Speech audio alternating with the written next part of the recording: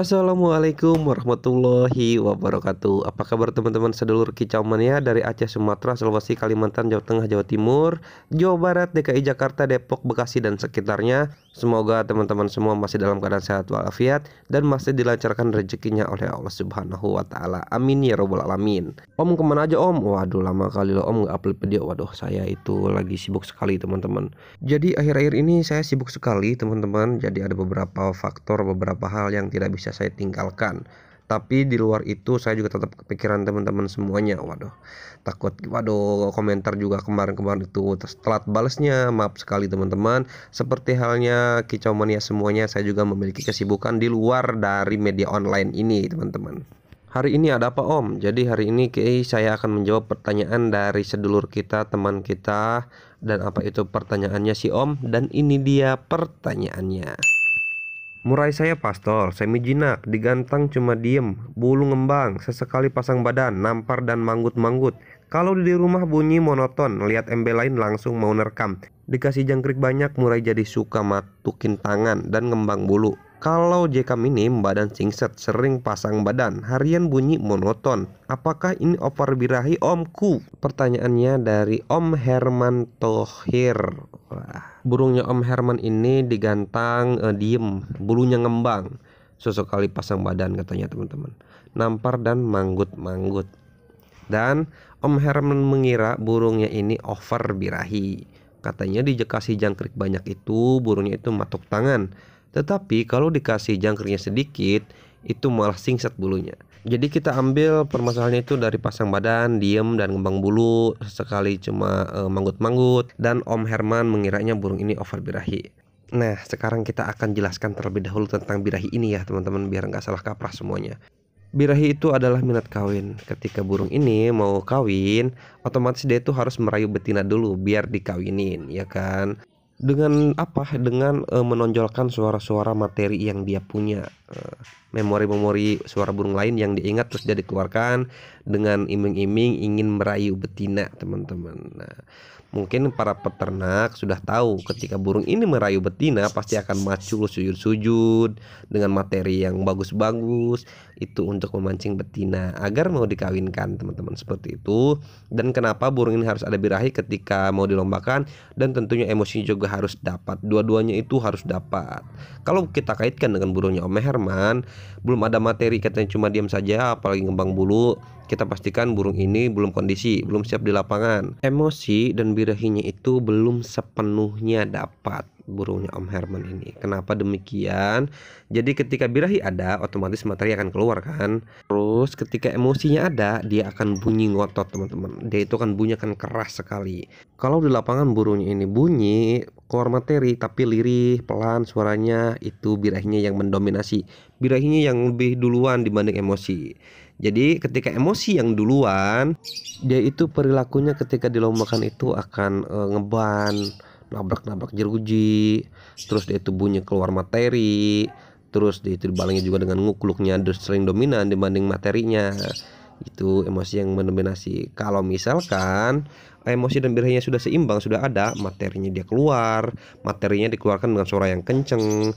Adapun nakal sedikit, ngeban sedikit, itu tidak apa-apa, karena itu hanya eksekusi di lapangan saja. Nanti kita akan jelaskan lagi ya Om ya.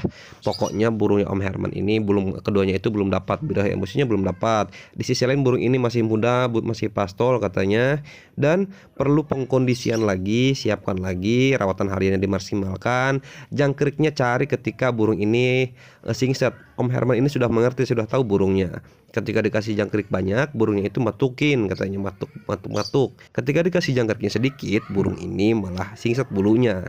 Di situ berarti kebutuhannya sudah tahu Om Herman jangkriknya digimanakan. Dan untuk mandi jemurnya itu tolong disesuaikan dengan kebutuhan burung. Jadi saya selalu sering katakan kepada sedulur saya, sedulur kicau mania, teman-teman semuanya yang selalu nyimak video ini, tolong rawat burung itu sesuai kebutuhan, sesuai kemauan burungnya saja. Ketika burungnya minta jemur ya jemur. Ketika burungnya itu minta mandi ya mandi, mandikanlah. Terus ciri-cirinya seperti apa Om? Ciri-cirinya sudah saya jelaskan dari setiap video, sudah saya jelaskan, sudah saya lihat buktinya, hasilnya, segala melihat penjemuran segala udah saya jelaskan. Tolong dilihat lagi, disimak lagi baik-baik teman-teman. Jadi kesimpulannya burung Om Herman ini burungnya belum kondisi, emosi birahinya belum dapat, dan kita melihat juga burung ini masih muda. Kalau misalkan banyak tingkah di lapangan itu wajar, namanya belia om, belum ada umur setahun 2 tahun 3 tahun. Jadi kalau burung masih di bawah 3 tahun 3 kali mabung, jangan aneh kalau misalkan digantang itu banyak tingkah teman-teman. Emosi birahinya itu masih labil, nyalinya itu mud-mudan. Banyak sekali burung teman-teman semuanya di lapangan. Saya melihat di lapangan burung yang keluar-keluar di bawah, wah udah kayak macan Asia. Ketika kita beli tiket masuk sesi, jadi berubah khodamnya, jadi khodam kambing, dia diem aja. Kadang yang lowo, yang nabrak-nabrak jeruji, wah itu banyak sekali teman-teman. Ya begitulah burung muda, selengean yang masih ada seperti kita saja teman-teman. Ketika kita masih muda, masih labil, baru puber, wah itu udah petang-tang, peteng-teng, selepet dikit sama yang dewasa, nangis, ngadu sama orang tua lah, seperti itulah ya teman-teman istilahnya. Nah, begitu sajalah ya Om Herman. Pokoknya burung ini mau bagaimanapun ini kurang kondisi, perhatikan lagi rawatan hariannya. Terus jangkriknya itu Om Herman sudah tahu dia harusnya digimanakan, mau tinggi apa rendah, Om Herman sudah tahu.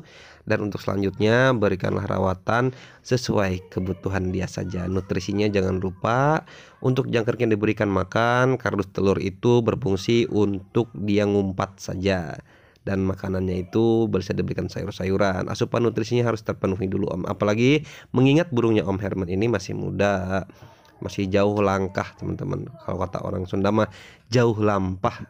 Semoga ini menjadi referensi rawatan untuk kita semuanya ya. Pokoknya sehat selalu Om Herman, salam buat teman-teman di sana.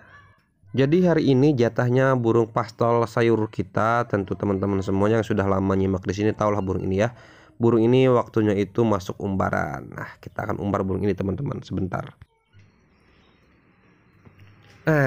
Dia sudah masuk umbaran teman-teman. Om, kalau pengumbaran ini bagusnya itu digusah atau biarkan saja terbang sendiri. Kalau lebih bagusnya itu terbang sendiri. Tapi kalau burungnya mageran, kita harus terpaksa harus gusah. Biarkan dia terbiasa dulu. Tapi nih teman-teman, kalau burung teman-teman semuanya itu baru pertama kali masuk umbaran, tolong jangan langsung digusah dulu, biarkan dia tuh diam dulu, melihat sekitar, melihat umbaran, di dalam umbaran itu seperti apa. Banyak sekali kasus ketika burung masuk umbaran itu setelahnya itu malah jadi macet, yang tadinya bunyi jadi macet. Itu nggak apa-apa, sangat wajar Om. Kita saja ketika nggak pernah olahraga, terus sekali olahraga pasti akan mengalami namanya itu pegal-pegel, recovery otot, pemulihan lagi. Jadi itu sangat wajar jika burungnya itu setelah diumbar tidak bunyi, nggak apa-apa Om, bukan rusak, tapi dia itu sedang recovery otot-otot yang kemarin itu dirusak dan akan dipulihkan kembali, diganti lagi otot yang baru, yang lebih kuat tentunya. Jadi bagusnya itu berapa kali seminggu Om untuk burung pastol diumbar seperti ini. Jadi bagusnya itu pengumbaran seminggu 2 kali saja, jangan lebih dari itu, karena mengingat bahwa burung ini masih muda. Tapi kalau burung-burung dewasa itu it's okay lah, itu terserah teman-teman, tergantung waktu teman-teman juga. Ada juga yang harian itu diumbaran dan akan dicabut ketika mau lomba saja, itu lebih bagus. Saya tidak meragukan lagi kalau soal nafas, satu nafas itu bisa 2, 3, 4 lagu sekaligus. Wah mengerikan sekali teman-teman. Nah, bagus juga nih burung-burung yang obesitas, yang lemaknya itu berlebih. Jadi lemak itu sangat berbahaya ya Om. Jadi lemak itu akan berbahaya jika tidak ada yang namanya itu pengumbaran olahraga. Kita saja kalau misalkan banyak lemak tidak olahraga itu akan berbahaya. Jadi fungsi lemak itu sebenarnya itu cadangan makanan Om. Jadi ketika tidak ada cadangan makanan, jadi si lemak inilah yang akan menjadi bahan makanan, stok makanan dia. Nah, jadi kalau misalkan menumpuk berlebihan itu bahaya juga ke tubuhnya. Nggak cuma tubuh burung, kita juga kalau misalkan terlalu banyak lemak, menumpuk lemak, lemak itu tidak dikeluarkan dengan baik dan tidak adanya aktivitas sama sekali, maka tak heran jika penyakit itu akan muncul dengan sendirinya.